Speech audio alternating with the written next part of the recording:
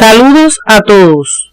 En la actividad anterior orientamos el estudio del metabolismo de los triacilglicéridos.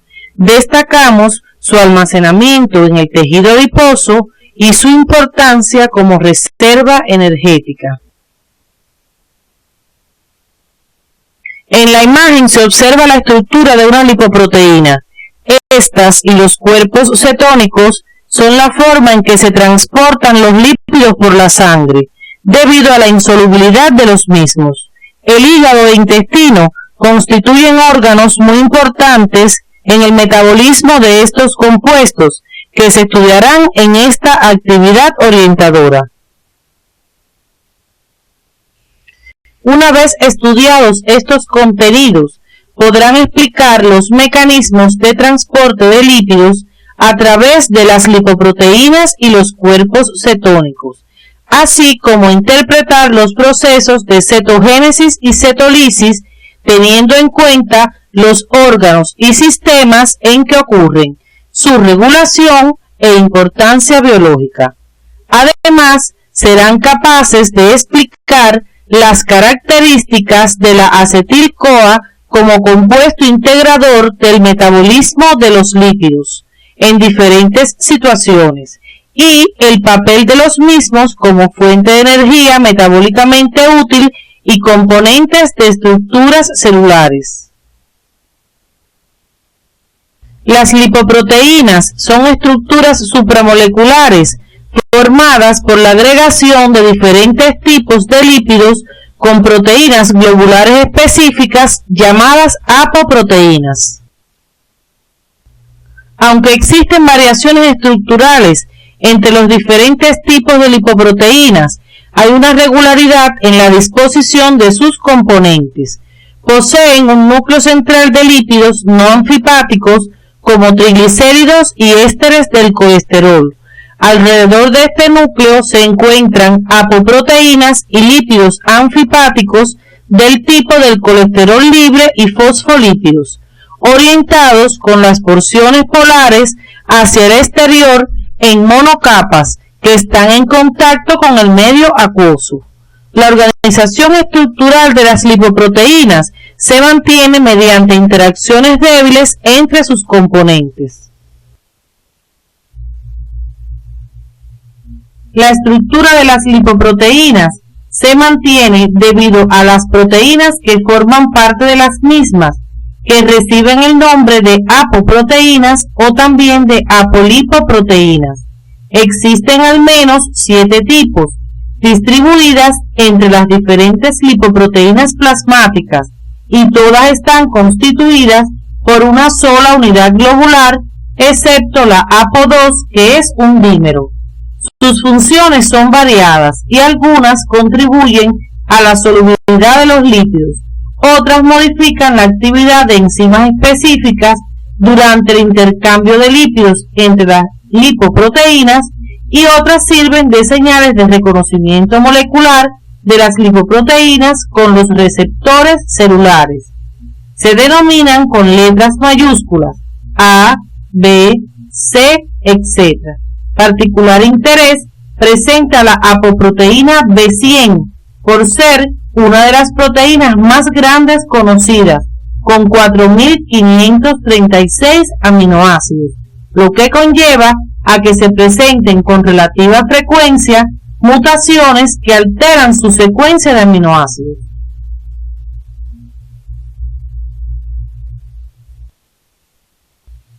Teniendo en cuenta su densidad, las lipoproteínas se clasifican en kilomicrones, VLDL o lipoproteínas de muy baja densidad, IDL o lipoproteínas de densidad intermedia, LDL, lipoproteínas de baja densidad, y HDL o lipoproteínas de alta densidad. Por su movilidad electroforética se clasifican en lipoproteínas alfa, beta y prebeta. Se ha descrito un tipo adicional cuya concentración elevada en el plasma se asocia con un mayor riesgo de aterosclerosis, la lipoproteína A, una variante de las LDL. Están observando en la diapositiva un cuadro con la composición de las lipoproteínas. Como se observa, la proporción en peso de proteínas aumenta. Los principales tejidos donde se sintetizan las lipoproteínas son el hígado y el intestino. Los kilomicrones se forman en el intestino. Son ricos en triacilglicéridos exógenos y una vez que se incorporan a la sangre, sus triacilglicéridos son hidrolizados por la acción de la lipasa lipoproteica. Se transfieren algunos componentes de la superficie de los kilomicrones a las HDL, formándose los kilomicrones remanentes que son captados por los receptores hepáticos.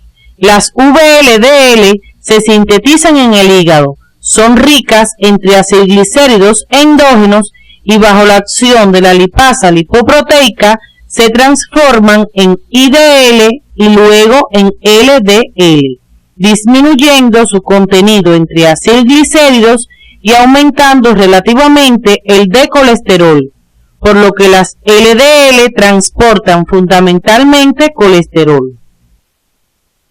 En la imagen se observa una representación de las LDL y sus receptores. Estas lipoproteínas son captadas por los tejidos mediante receptores específicos por su apoproteína principal, la B100. Esto reviste especial importancia clínica, pues se presentan defectos del receptor o de la secuencia de aminoácidos de la apoproteína B100, lo que impide el reconocimiento de dichas moléculas, siendo esta la causa molecular de la enfermedad conocida como hipercolesterolemia familiar. La captación de colesterol por las células se realiza por el mecanismo de endocitosis mediada por receptor. Se forma entonces un endosoma que por la acción de la bomba de protones disminuye el pH y provoca la separación de los receptores, que se incorporan a la membrana plasmática. A continuación, por acción de las enzimas lisosomales, se degradan las LDL en sus componentes, liberándose colesterol, que produce en la célula los siguientes efectos metabólicos. Inhibición de la enzima HMG-CoA reductasa, lo que interrumpe la síntesis del colesterol intracelular. Inhibición de la síntesis de los receptores de LDL, lo que impide la entrada de colesterol a la célula, y activación de la enzima que esterifica el colesterol con un ácido graso. Observamos en esta imagen el transporte de colesterol desde los tejidos al hígado. El colesterol libre procedente de las VLDL y de los kilomicrones, así como el exceso de colesterol libre de los tejidos extrahepáticos, son captados por las HDL y esterificados por la acción de la enzima LCAT, lecitina colesterol aciltransferasa, que se encuentra unida a esta lipoproteína y es llevado posteriormente al hígado para su metabolización. Las concentraciones elevadas de colesterol de las VLDL, IDL y LDL se asocian con mayor riesgo aterogénico. Lo contrario sucede con las concentraciones de HDL.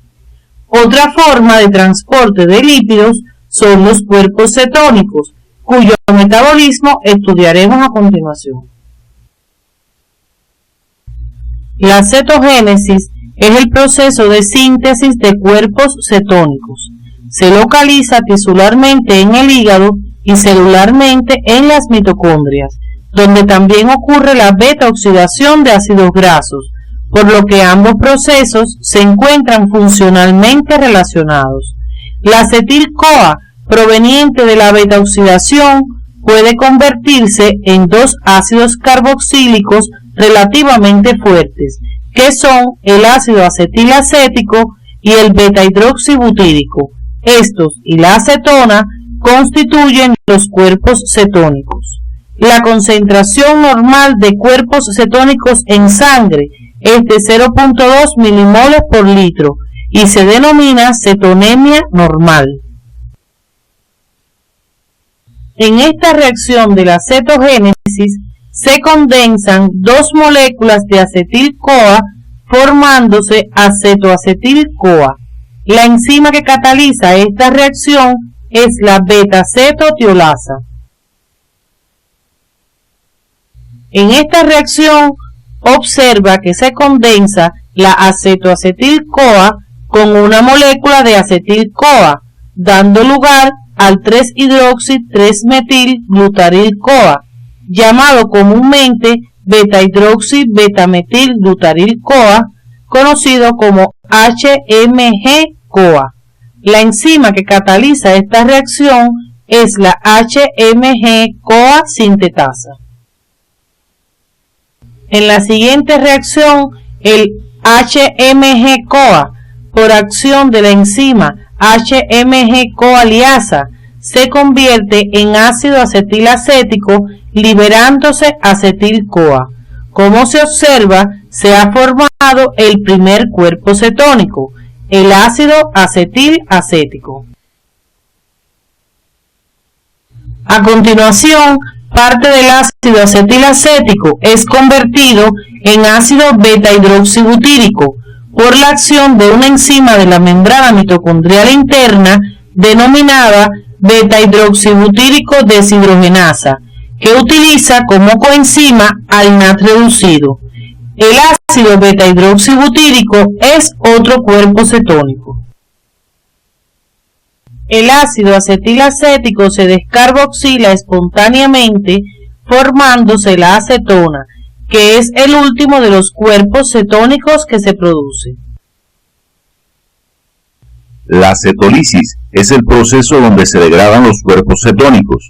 Este proceso ocurre en las mitocondrias de las células de los tejidos extrahepáticos, ya que el hígado no contiene enzimas para su degradación. Tiene una gran importancia biológica, ya que algunos tejidos como el músculo cardíaco y la corteza renal utilizan preferentemente los cuerpos cetónicos como fuentes de energía en lugar de la glucosa. Durante las primeras etapas del ayuno hay una utilización importante de los cuerpos cetónicos por el músculo esquelético y a partir de los 3 días los mismos son utilizados por el sistema nervioso central. La cetólisis ocurre de la siguiente manera. El ácido beta-hidroxibutírico se transforma en ácido acetilacético por la enzima beta-hidroxibutírico deshidrogenasa. Este, a su vez, por acción de la enzima tioforasa, se convierte en acetoacetilcoenzima A y finalmente esta última se convierte en 2 moléculas de acetilcoenzima A por acción de la enzima tiolasa. La acetona se elimina a través de la respiración. La actividad cetogénica del hígado está regulada en primer lugar por la liberación de los ácidos grasos del tejido adiposo por acción de la lipasa hormonosensible, que depende de la proporción insulina-glucagón y donde los propios cuerpos cetónicos estimulan la producción de glucagón por el páncreas. Y en segundo lugar, por la regulación de la beta-oxidación, dependiente de la concentración de malonilcoenzima A, debido a su efecto inhibidor sobre la entrada de los ácidos grasos a la matriz mitocondrial. Cuando predomina la beta-oxidación sobre la biosíntesis de ácido graso, predomina la cetogénesis. El fallo de estos mecanismos de regulación provoca el estado de cetosis. Esta se produce cuando la síntesis de cuerpos cetónicos es mayor que la capacidad de los tejidos extrahepáticos para degradarlos. Las causas de cetosis son dieta rica en grasas y deficiente en glúcidos, ayuno prolongado y diabetes mellitus descompensada. El aumento de la síntesis de cuerpos cetónicos está relacionado con la disminución de la actividad del ciclo de Krebs, que no puede asimilar toda la acetilcoenzima A que se forma en determinadas condiciones metabólicas. En este caso, se produce cetosis que se caracteriza por hipercetonemia, que es el aumento de la concentración de cuerpos cetónicos en sangre, cetonuria, que es la eliminación de cuerpos cetónicos por la orina, aliento cetónico y acidosis metabólica. En todos estos casos hay una deficiencia de glucosa en el interior de las células, que trae como consecuencia que se obtenga energía a partir de los ácidos grasos por beta oxidación, cuyo metabolito final es la acetilcoenzima A, que debe ir al ciclo de Krebs. Para que esto suceda, debe estar garantizado el suministro de ácido oxalacético, que se forma a partir del ácido pirúvico proveniente de la glicólisis. Como ya explicamos, hay deficiencia intracelular de glucosa que deprime la glicólisis, por lo que no se forma ácido pirúvico ni ácido oxalacético, y la acetilcoenzima A, al no poder incorporarse al ciclo de Krebs, pasa a la síntesis de cuerpos cetónicos, cuya intensidad sobrepasa la capacidad de los tejidos extrahepáticos para degradarlos, y se produce la cetosis. Como se habrán percatado, la causa metabólica común que tiene la cetosis es una deficiencia en el metabolismo de la glucosa, que impide su utilización como fuente de energía por las células, ya sea por ausencia de insulina, como en el caso de la diabetes, o porque no se ingiera adecuadamente, como en las otras dos causas de dieta excesiva en grasas o ayuno prolongado. Es preciso que profundices estos aspectos en tu libro de texto y te percates de que la cetosis del diabético es más intensa que la del ayuno, ya que en la diabetes el cerebro no utiliza los cuerpos cetónicos debido a que la entrada de glucosa a este tejido no depende de la insulina, mientras que en el ayuno el cerebro se adapta a utilizar los cuerpos cetónicos, lo que hace que disminuya la intensidad de la cetosis en este caso. Como es conocido, la acetilcoenzima A es un metabolito de encrucijada que puede formarse en las mitocondrias a partir de los glúcidos, aminoácidos y los ácidos grasos, y puede seguir diferentes vías metabólicas, como por ejemplo incorporarse al ciclo de Krebs y oxidarse totalmente, o seguir hacia la síntesis de ciertos lípidos o formar cuerpos cetónicos.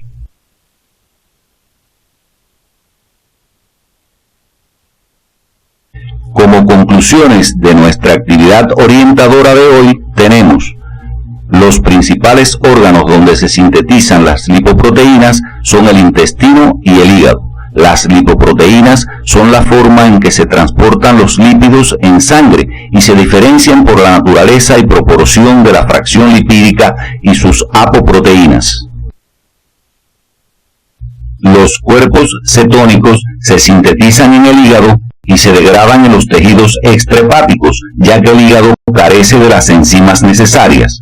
La regulación del metabolismo de los cuerpos cetónicos se efectúa a nivel de la cetogénesis, depende de la liberación de los ácidos grasos del tejido adiposo y su degradación en la beta oxidación. Las causas de cetosis son el ayuno prolongado, la diabetes mellitus descompensada y la dieta pobre en glúcidos y rica en grasas, provocadas por deficiencias en el metabolismo de los glúcidos. La ingestión de proteínas es necesaria, ya que las mismas cumplen múltiples funciones, entre las que se encuentra aportar el nitrógeno metabólicamente útil contenido en sus aminoácidos. La imagen muestra dos niños portadores de una desnutrición proteico-calórica, consecuencia de una dieta inadecuada, frecuente en África y en países del tercer mundo. El metabolismo de los aminoácidos y algunos tipos de desnutrición serán estudiados en la próxima actividad orientadora.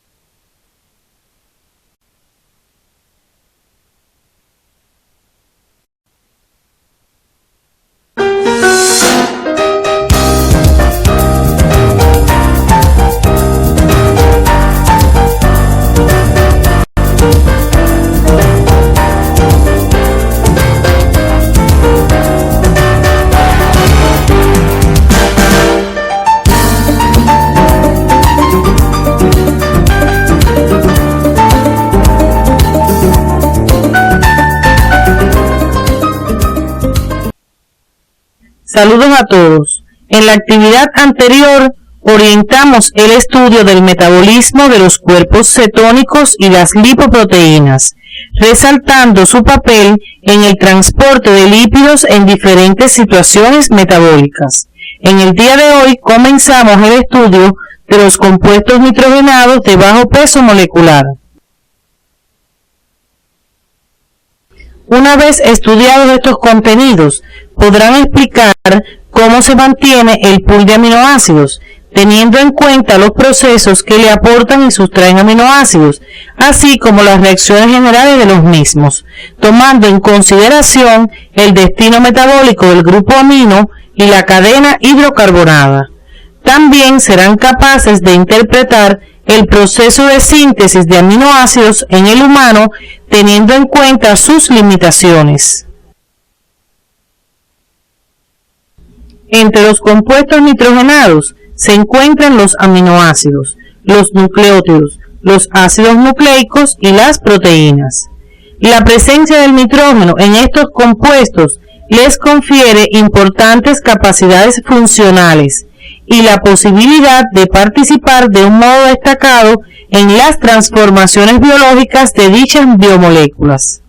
Con los alimentos ingresan a nuestro organismo una gran variedad de compuestos nitrogenados. Sin embargo, es necesario enfatizar que son los aminoácidos contenidos en las proteínas los que aportan la mayor cantidad del nitrógeno metabólicamente útil. Aunque los compuestos nitrogenados de bajo peso molecular muestran una gran diversidad estructural y funcional, el estudio de su metabolismo en conjunto se justifica por las estrechas relaciones que se establecen entre ellos. A continuación, explicaremos el ciclo del nitrógeno en la naturaleza. El nitrógeno es muy abundante en la atmósfera, donde se encuentra como nitrógeno molecular, formando el 79% del aire. En los suelos se halla en forma de nitratos, amoníaco y otros derivados, producto de la disolución de minerales y de la descomposición de los organismos vivos. Los animales no son capaces de utilizar estas formas de nitrógeno para sintetizar sus biomoléculas nitrogenadas, ya que carecen de los sistemas enzimáticos capaces de llevar a cabo las reacciones correspondientes. Las plantas absorben el amoníaco y los nitratos del suelo y sintetizan a partir de ellos los aminoácidos y otros compuestos nitrogenados de bajo peso molecular.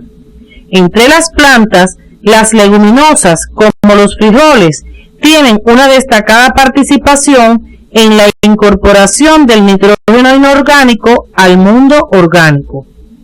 De lo anterior se deduce que los animales dependen de las plantas para adquirir el nitrógeno metabólicamente útil, fundamentalmente aminoácidos. A partir de estos compuestos se pueden sintetizar casi todas las biomoléculas de nuestro organismo. Al morir, tanto los animales como las plantas sufren un proceso de descomposición mediante el cual los compuestos nitrogenados son degradados y convertidos en formas inorgánicas como el amoníaco. Así cierra el ciclo del nitrógeno en la naturaleza. El pool de aminoácidos está constituido por los aminoácidos libres en los diferentes líquidos corporales como el intersticial, el plasma y la linfa, entre otros, existiendo un continuo intercambio entre estos a través de las distintas barreras, membranas celulares, capilares y otras. La cantidad y concentración de cada uno de los aminoácidos del pool es biológicamente constante, ya que sus variaciones se producen dentro de límites más o menos estrechos. La constancia del pool refleja un equilibrio dinámico entre los procesos que le aportan y le sustraen aminoácidos. Los procesos que aportan aminoácidos son la absorción intestinal, el catabolismo de proteínas hísticas y la síntesis de aminoácidos. Y los que sustraen son la síntesis de proteínas, la síntesis de otros compuestos nitrogenados y el catabolismo de aminoácidos. A continuación explicaremos en qué consisten cada uno de estos procesos. La absorción intestinal constituye la fuente principal de ingreso de nitrógeno metabólicamente útil al organismo. La composición y cuantía de este aporte depende de la dieta. Generalmente, una dieta balanceada aporta al pool entre 70 y 100 gramos de aminoácidos al día. Otro proceso que aporta aminoácidos al pool es el catabolismo de proteínas hísticas, que consiste en la degradación de las proteínas de nuestro propio organismo, catalizado por enzimas proteolíticas. Muchas se localizan en los lisosomas y se han denominado genéricamente catexinas.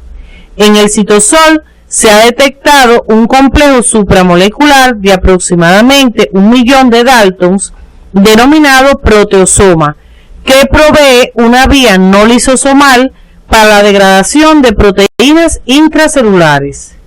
El catabolismo de proteínas hísticas está sometido a regulación. Resulta inhibido por diferentes aminoácidos y por la insulina. El glucagón y los glucocorticoides aceleran este proceso. Esta posibilidad de regulación tiene poder adaptativo en situaciones tales como el ayuno, la fiebre y otros. El catabolismo de proteínas hísticas aporta alrededor de 140 gramos de aminoácidos diariamente al pool en un individuo normal. La síntesis de aminoácidos ocurre a partir de sustancias precursoras provenientes de las vías metabólicas de glúcidos fundamentalmente. Aunque este proceso aporta aminoácidos al pool, tiene limitaciones, ya que, como veremos posteriormente, nuestro organismo no es capaz de sintetizar todos los aminoácidos, sino solo algunos de ellos. Ahora pasaremos a estudiar los procesos que sustraen aminoácidos del pool.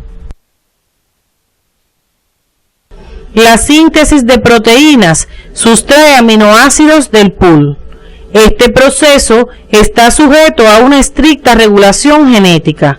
Para que se efectúe la misma, es necesario que todos los aminoácidos que componen las proteínas estén presentes en el pool en cantidades adecuadas.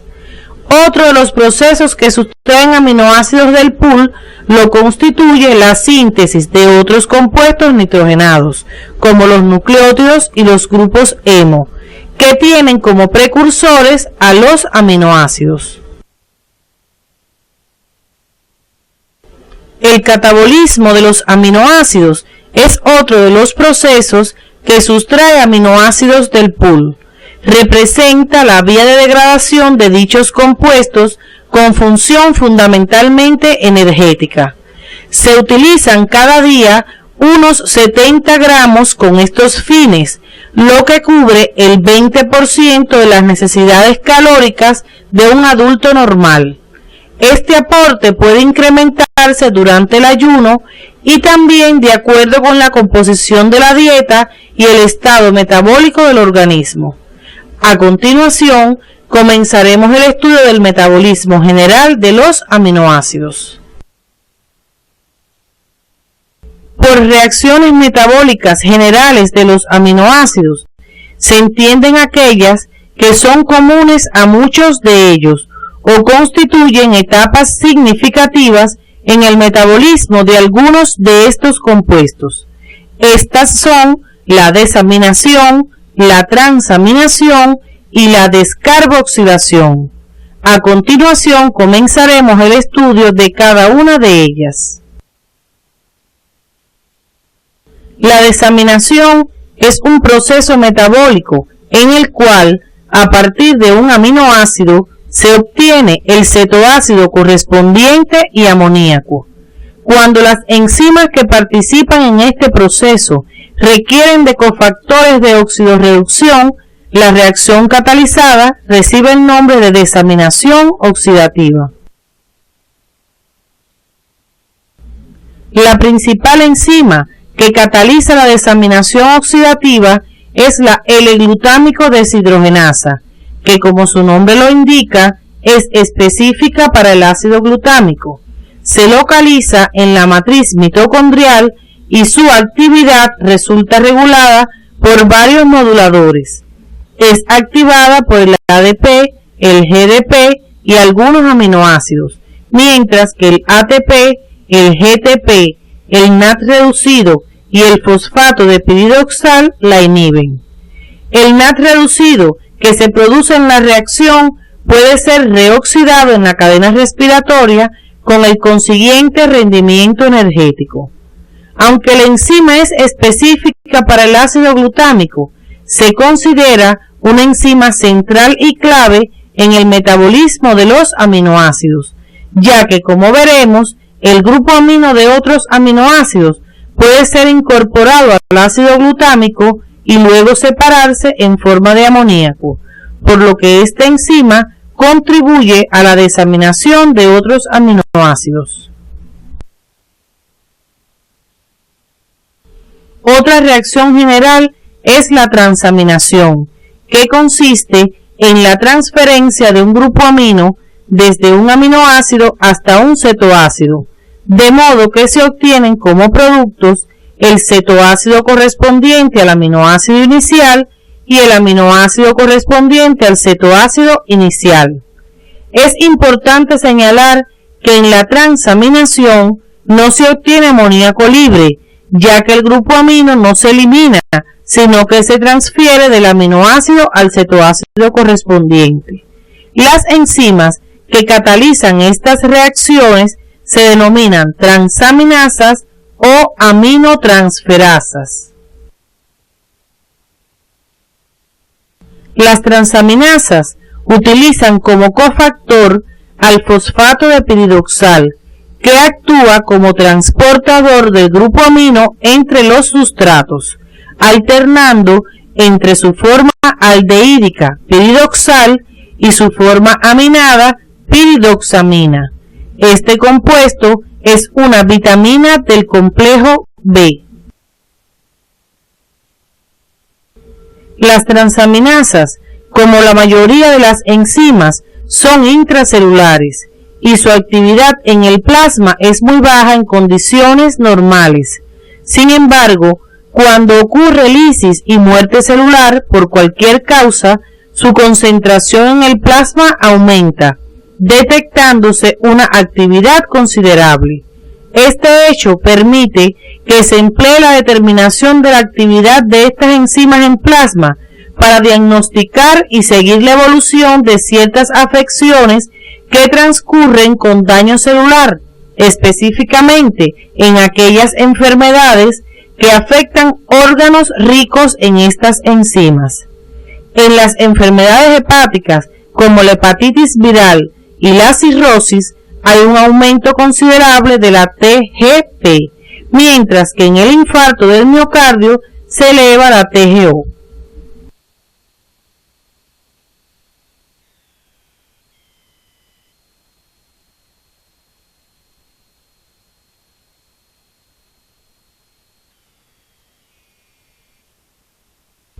Las reacciones de transaminación permiten transportar los grupos aminos de diferentes aminoácidos hacia el ácido alfa-cetoglutárico, formándose ácido glutámico, que es desaminado entonces por la L-glutámico deshidrogenasa, único sistema eficiente de separación del grupo amino de distintos aminoácidos en forma de amoníaco.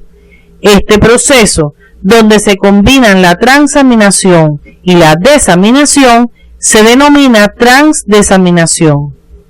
Finalmente, estudiaremos la descarboxilación, otra de las reacciones generales de los aminoácidos. La descarboxilación es el proceso de separación del grupo carboxilo de los aminoácidos en forma de CO2. Esta da lugar a diferentes aminas, algunas de las cuales tienen gran importancia metabólica.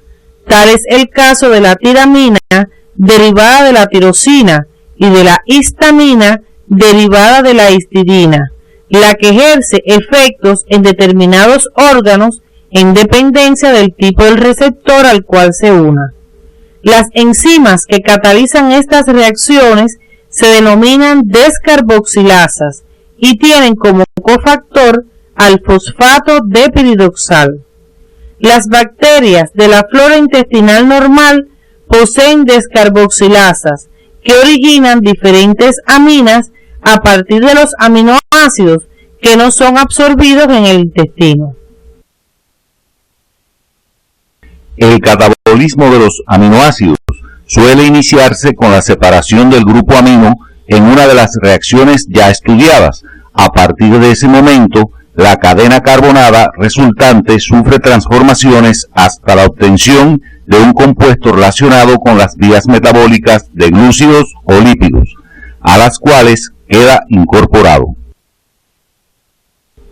A pesar de la diversidad estructural de los aminoácidos, sus rutas catabólicas convergen en unos pocos intermediarios, los aminoácidos que se convierten en ácido pirúvico, ácido alfa-cetoglutárico, succinilcoenzima A, ácido fumárico y ácido oxalacético se denominan glucogénicos porque su metabolismo está relacionado con los glúcidos y su cadena carbonada puede ser convertida en glucosa por gluconeogénesis. Los aminoácidos que se convierten en acetoacetilcoenzima A se denominan cetogénicos porque su metabolismo se relaciona con los lípidos. Las vías metabólicas particulares de los diferentes aminoácidos son muy variadas. En ellas intervienen numerosas enzimas y eso trae como consecuencia que sean relativamente numerosos los errores congénitos que encontramos en el metabolismo de los aminoácidos. Se han descrito muchos, pero el más notable por su frecuencia y consecuencias es la fenilcetonuria u oligofrenia fenilpirúvica, resultado de la deficiencia de la enzima fenilalanina hidroxilasa hepática. La deficiencia de esta enzima impide la conversión de fenilalanina en tirosina, reacción inicial de su catabolismo, lo que provoca aumento de la concentración de fenilalanina en todos los líquidos corporales.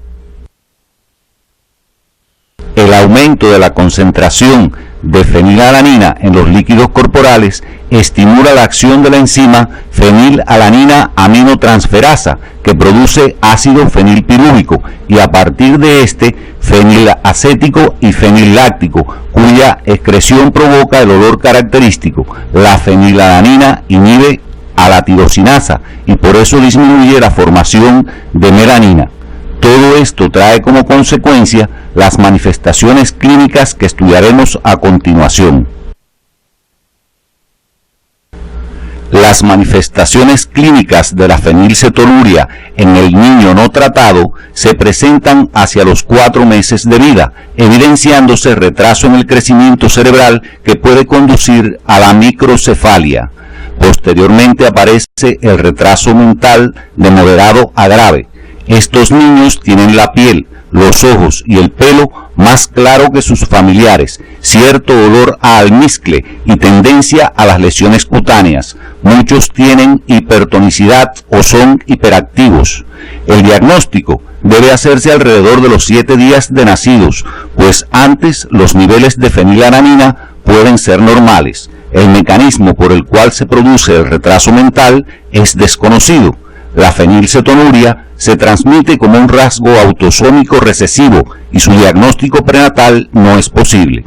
El tratamiento está encaminado a evitar el retraso mental, para lo que se utiliza una dieta especial pobre en fenilalanina, que debe cumplirse rigurosamente hasta que se complete el desarrollo del sistema nervioso central.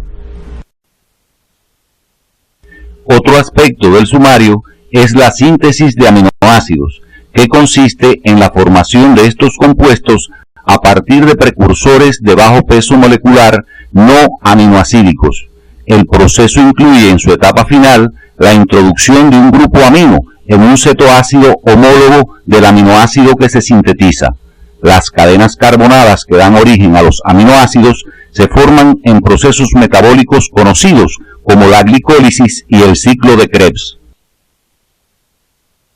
Así se originan el ácido pirúvico, que se utiliza en la síntesis de alanina, el oxalacético en la de ácido aspartico y el alfa-cetoglutárico en la de ácido glutámico, así como otros cetoácidos que son utilizados en la formación de algunos aminoácidos.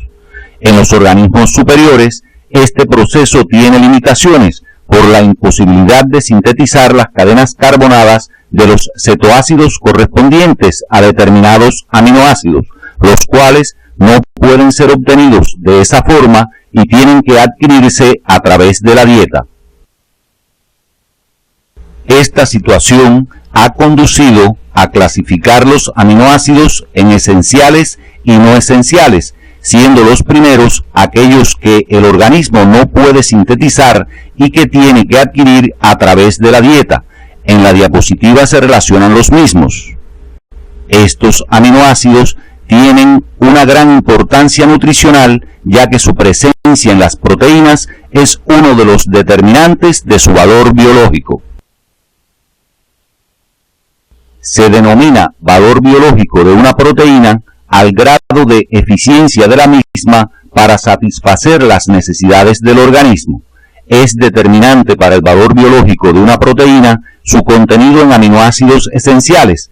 Otro elemento a tener en cuenta es la digestibilidad, que es el grado en que la misma es absorbida en el proceso digestivo.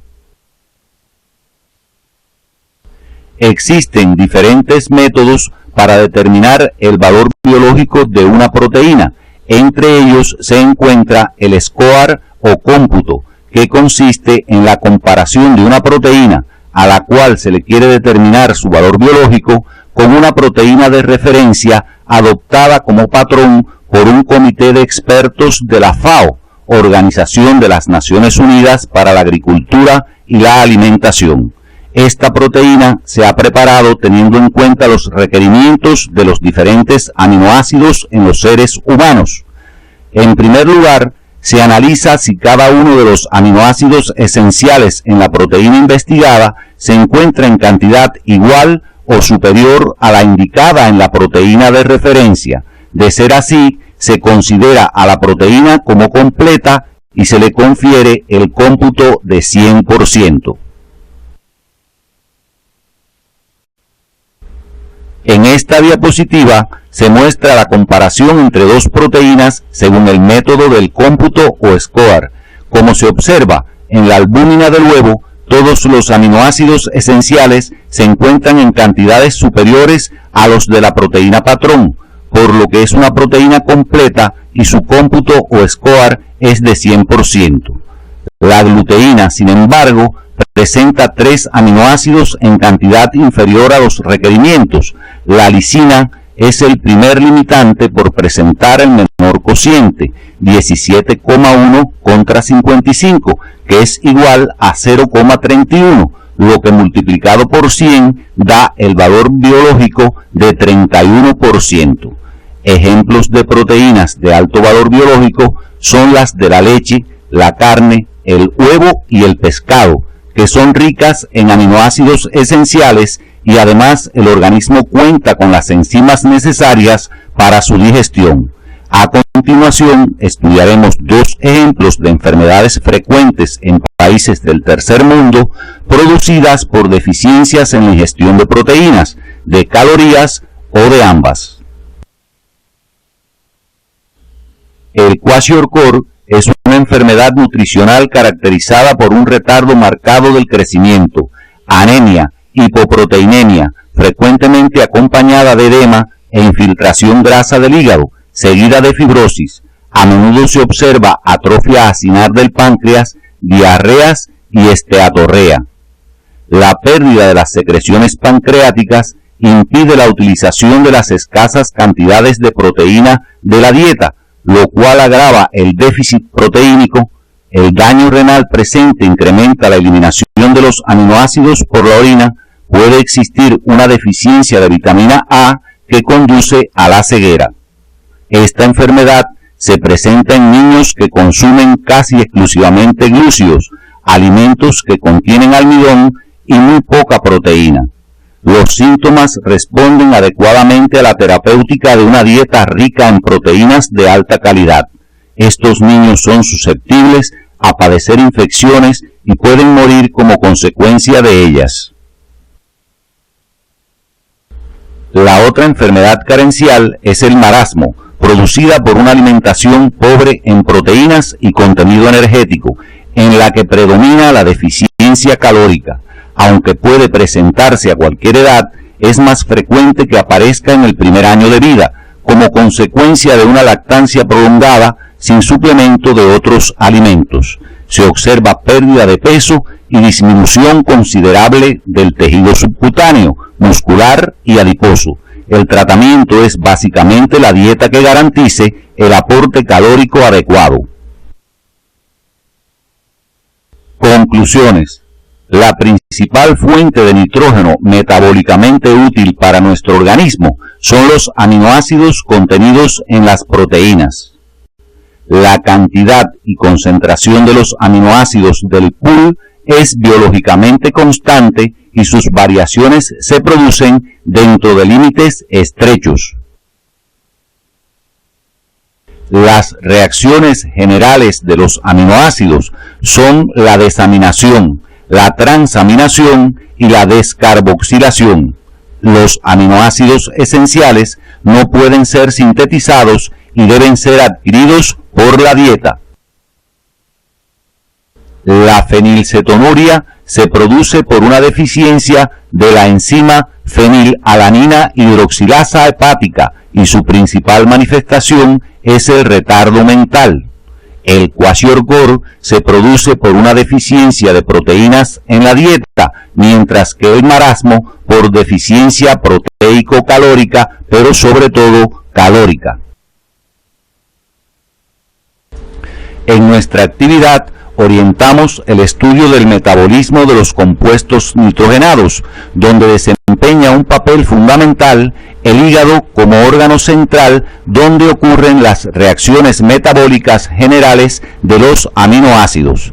Como consecuencia del metabolismo de estos compuestos se produce amoníaco, compuesto tóxico para el organismo.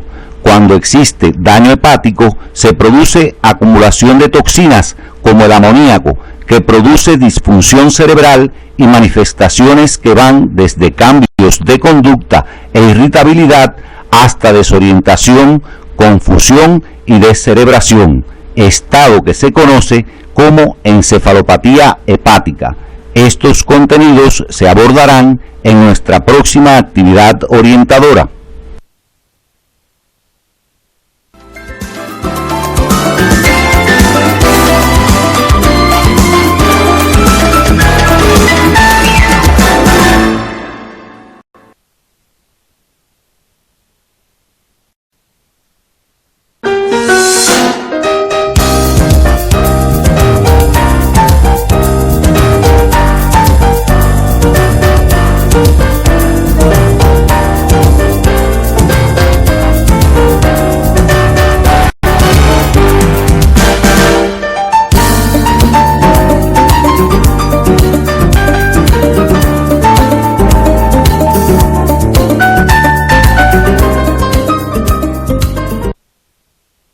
Saludos a todos, queridos estudiantes y profesores. En la imagen están observando la estructura de dos aminoácidos. El metabolismo de estos compuestos fue estudiado en la clase anterior. Una de sus reacciones generales es la desaminación, donde se obtiene amoníaco, sustancia altamente tóxica para el organismo. En la actividad de hoy abordaremos el estudio de los mecanismos para su eliminación, el papel central de los aminoácidos en el metabolismo y algunos aspectos de la integración general del mismo. Al culminar esta actividad de orientación, deben explicar los procesos de eliminación del amoníaco, teniendo en cuenta sus características generales, importancia y las consecuencias de sus alteraciones, así como el papel central de los aminoácidos en el metabolismo.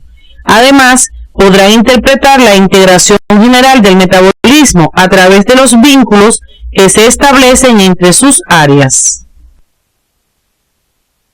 El metabolismo de los aminoácidos y de otros compuestos nitrogenados de bajo peso molecular origina grandes cantidades de amoníaco. Existen tres orígenes del amoníaco en nuestro organismo: la desaminación oxidativa, catalizada por la enzima L-glutámico deshidrogenasa, otras desaminaciones y las desaminasas y ureasas bacterianas del intestino. Estas últimas deben revisarlas en su libro de texto, pues tienen relación con las alteraciones metabólicas que se presentan en la encefalopatía hepática que estudiaremos más adelante.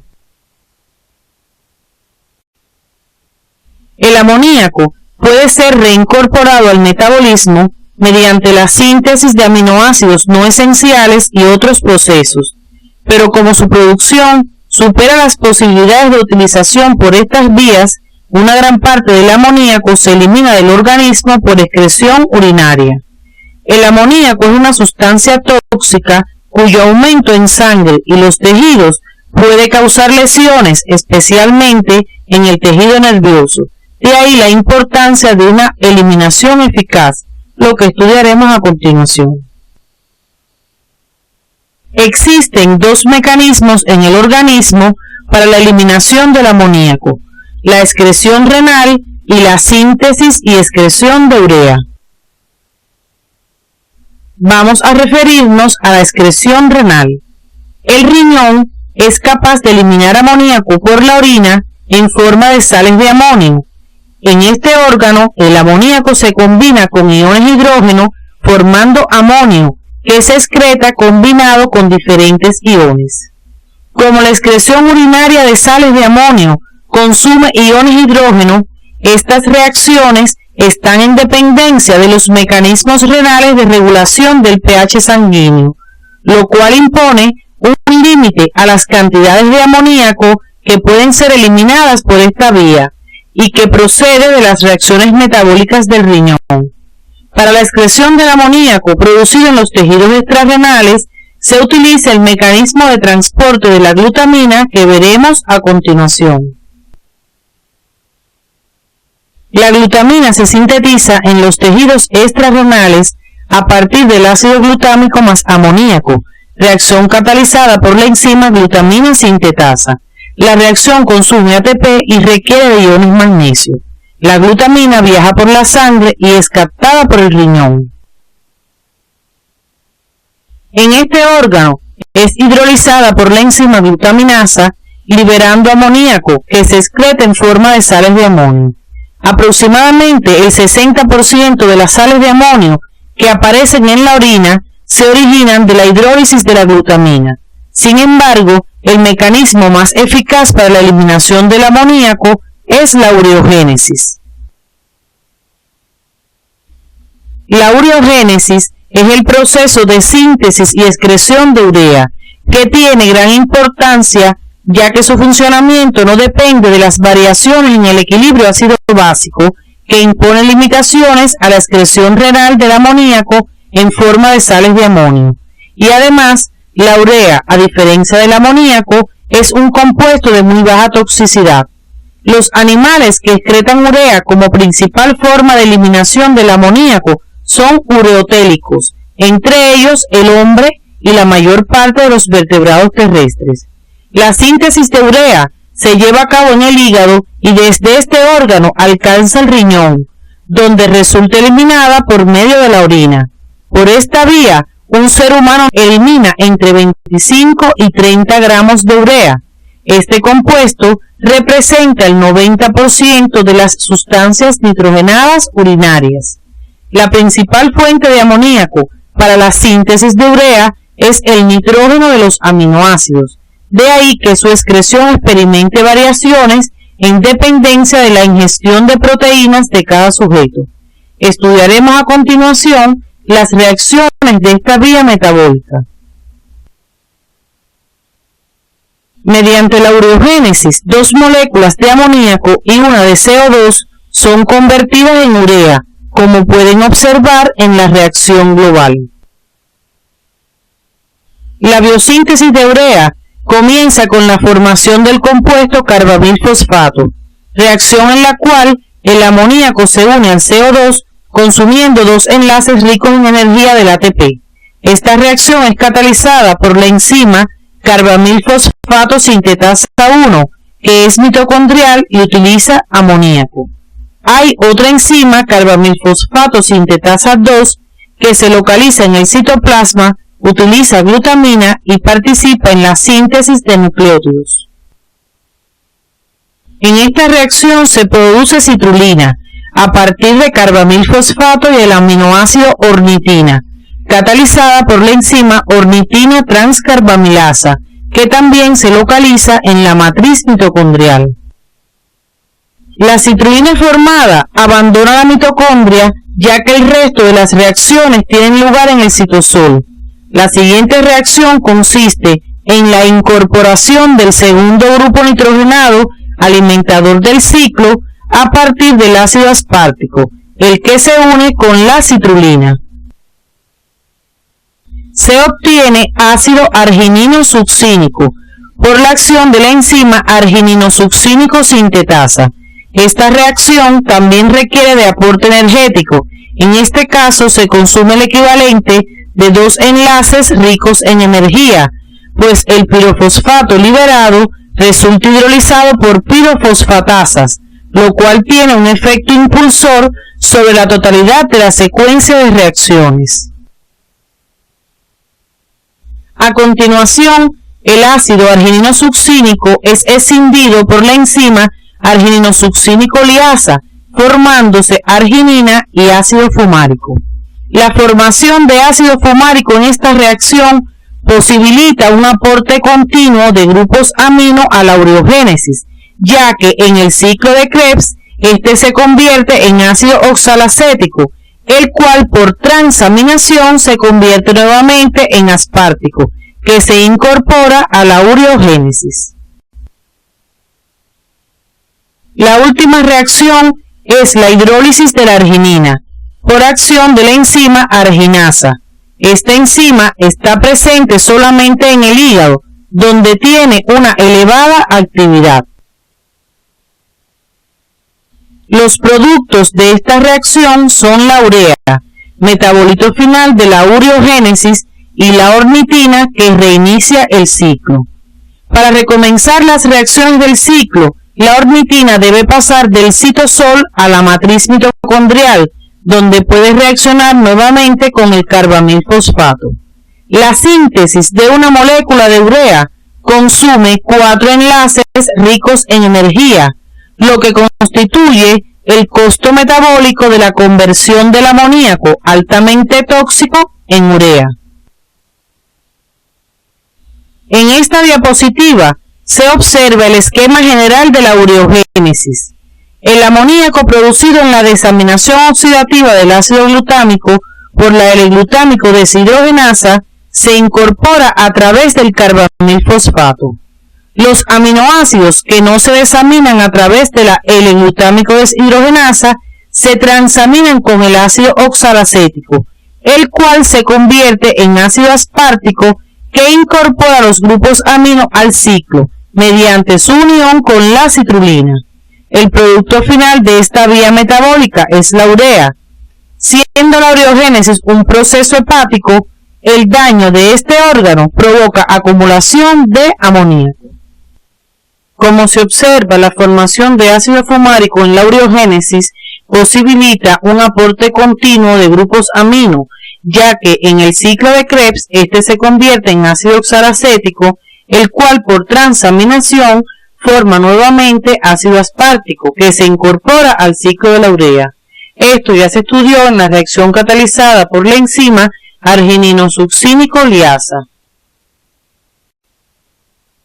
Los pacientes con una afección hepática aguda o crónica pueden presentar encefalopatía metabólica, caracterizada por trastornos variables de conciencia, alteraciones psíquicas, temblor con hiperreflexia, aumento del tono muscular y un mal aliento típico. Explicaremos a continuación la secuencia de eventos provocada por la afectación de la capacidad funcional del hígado y que trae como consecuencia la encefalopatía hepática.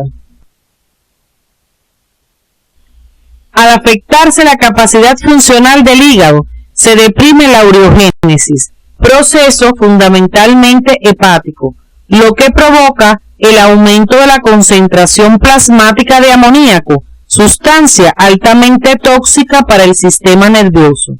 Las células nerviosas combinan el amoníaco con el ácido glutámico para formar glutamina, que abandona las neuronas utilizando un transportador de membrana.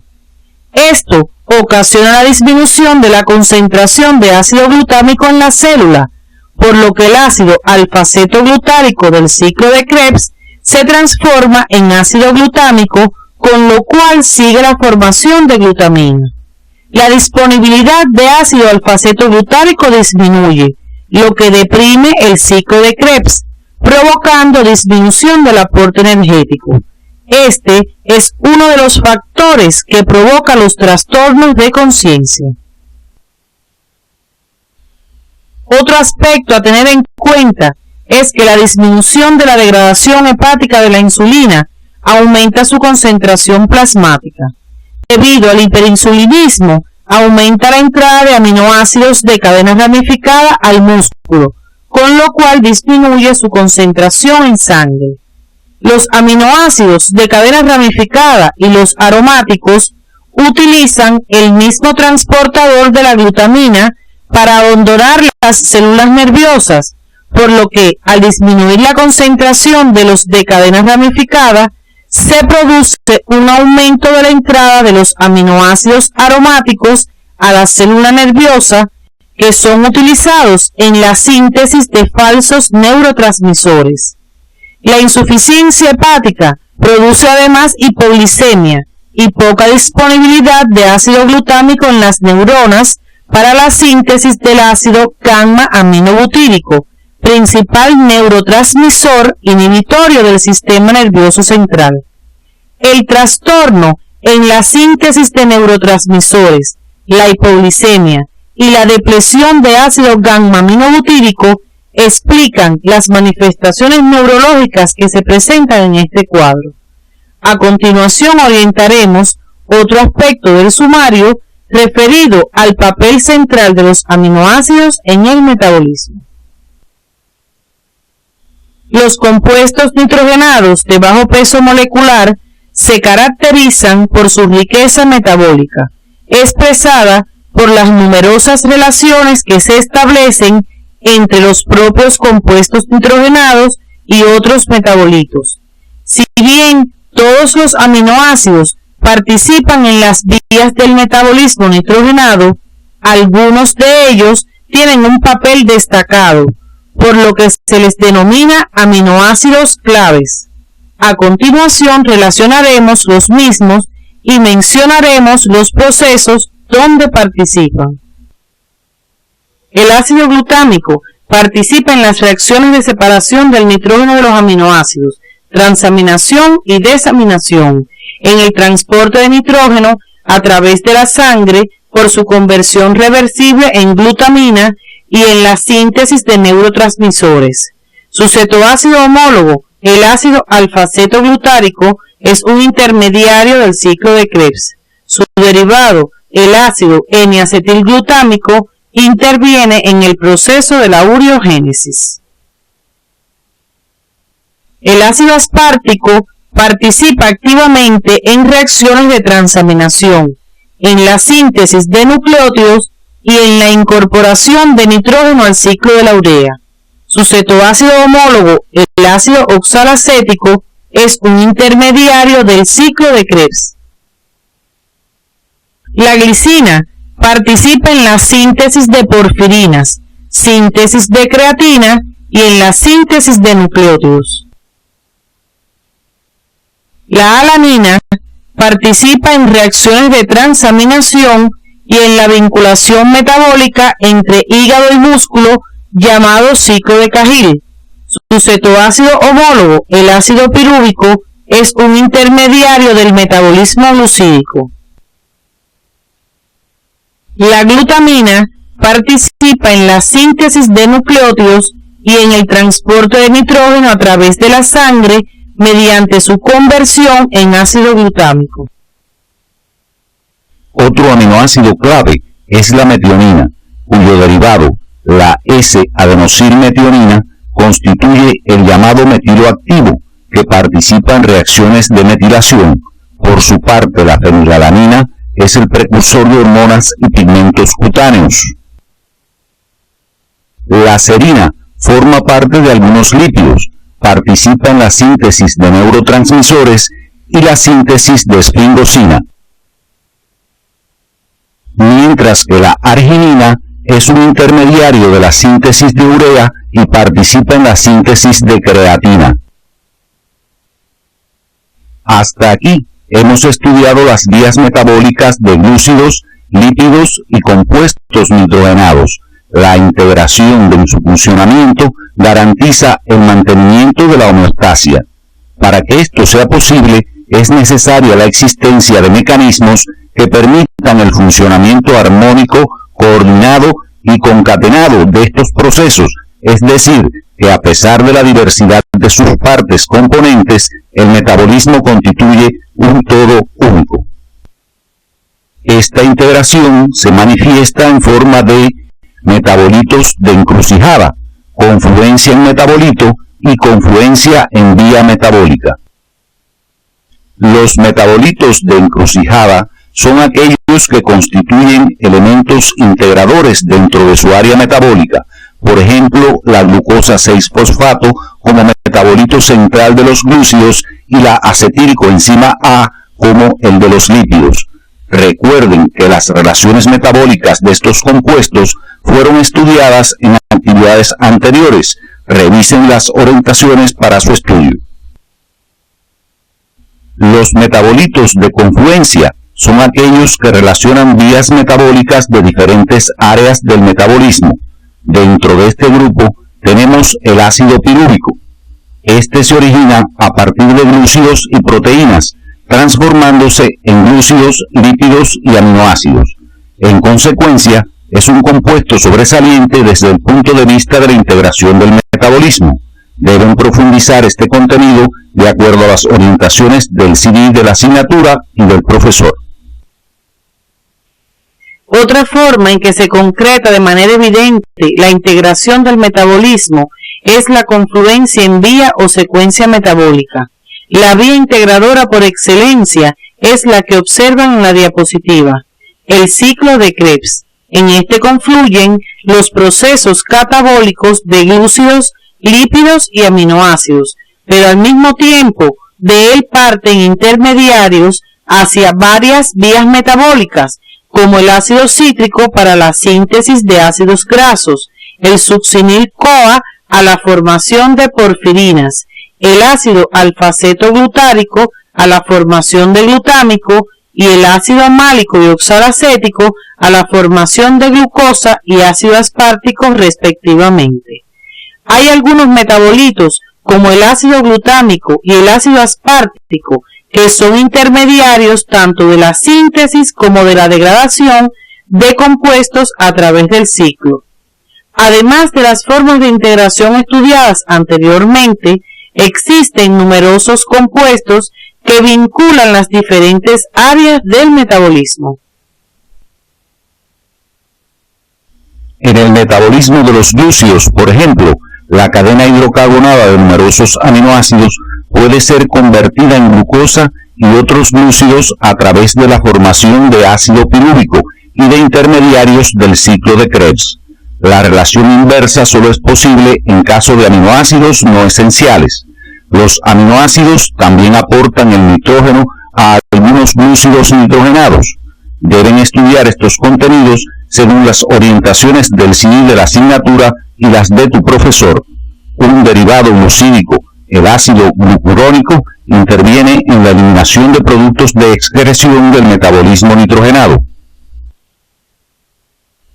la cadena carbonada de los aminoácidos puede ser convertida en ácidos grasos y otros compuestos lipídicos. Ello es más evidente en el caso de los aminoácidos cetogénicos. Algunos aminoácidos participan en la síntesis de lípidos nitrogenados, como la serina, en la formación de esfingosina y cefalinas. En general, los lípidos no pueden ser convertidos en aminoácidos. Hasta aquí hemos visto el papel que juegan los aminoácidos en la integración del metabolismo. Ahora pasaremos a estudiar el papel del hígado en esta integración. El hígado desempeña un papel importante en la regulación de las concentraciones plasmáticas de varias sustancias, ya que al ser absorbidas en el intestino, pasan primero a través de él, antes de alcanzar la circulación general. El hepatocito posee además una amplia dotación de enzimas que actúan de manera específica sobre diferentes compuestos, como es el caso de la glucoquinasa y la glucosa 6-fosfatasa, que participan activamente en el control de la glicemia. El hígado se interrelaciona con múltiples órganos intercambiando sustancias, como se demuestra en el caso del ciclo de Cori y Cahill, y en enfermedades que verás posteriormente. El hígado ocupa un lugar central en el metabolismo nitrogenado, ya que hay procesos que ocurren con marcada intensidad o son exclusivamente hepáticos. Como ejemplo tenemos la transaminación, desaminación, el catabolismo de aminoácidos, la síntesis de proteínas, la gluconeogénesis, la ureogénesis, la síntesis de nucleótidos y de porfirinas y la excreción de bilirrubina. Es importante destacar la relación entre el hígado y el músculo. El hígado se comporta como un exportador de creatina al músculo. Durante el ayuno y el ejercicio prolongado, el músculo libera hacia la sangre cantidades considerables de alanina, la cual en el hígado se convierte en ácido pirúvico y posteriormente en glucosa por gluconeogénesis. La glucosa es liberada por el hígado hacia la sangre, lo que permite que sea utilizada como fuente de energía por el músculo y, lo que es más importante aún, por el cerebro. Estas relaciones se conocen como ciclo de la alanina o ciclo de Cahill. Como conclusiones de esta actividad tenemos que el amoníaco es una sustancia altamente tóxica, sobre todo para el tejido nervioso. La ureogénesis es el mecanismo más eficiente con que cuenta el organismo para la eliminación del amoníaco.